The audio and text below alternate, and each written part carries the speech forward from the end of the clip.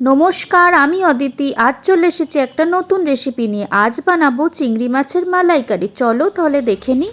এখানে প্রথমে চিংড়ি মাছগুলো নুন হলুদ দিয়ে ভেজে নিয়েছি এবং সেটা তুলে রেখে তেলে গোটা গরম মশলা ফোড়নে দিয়ে পেঁয়াজ আর রসুনটা কিছুটা ভাজা ভাজা হয়ে গেলে দিয়ে দিয়েছি টমেটো কুচি।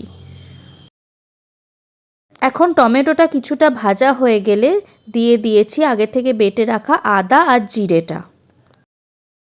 আদা জিরে বাটা দিয়ে কষিয়ে নিয়ে এখানে দিয়ে দিচ্ছি এখন কাশ্মীরি লঙ্কা গুঁড়ো রঙের জন্য। দিয়ে দিলাম হলুদ গুঁড়ো,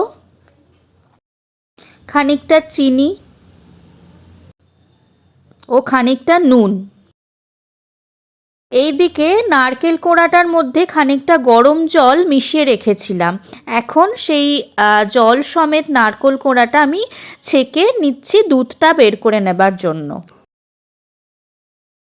মশলাটা কষে গেছে মোটামুটি। এখন একটু ধনে পাতা দিয়ে দেবো, দিয়ে খানিকটা আরও একটু কষিয়ে নেব এবং খানিকটা কষিয়ে নিয়ে এবার ওই নারকেলের দুধ যেটা বার করে রেখেছিলাম ওইটা অ্যাড করে দেবো।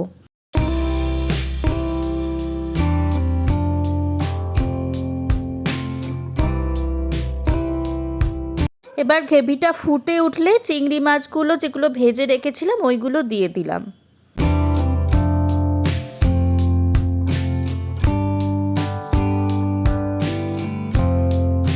এখন ঢাকা দিয়ে হতে দেবো কিছুক্ষণের জন্য।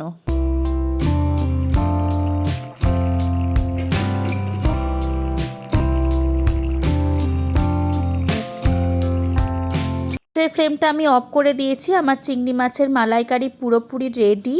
ভিডিওটা ভালো লাগলে অবশ্যই লাইক করবে, কমেন্ট করবে, শেয়ার করবে, আমার চ্যানেলটা সাবস্ক্রাইব করবে। ধন্যবাদ।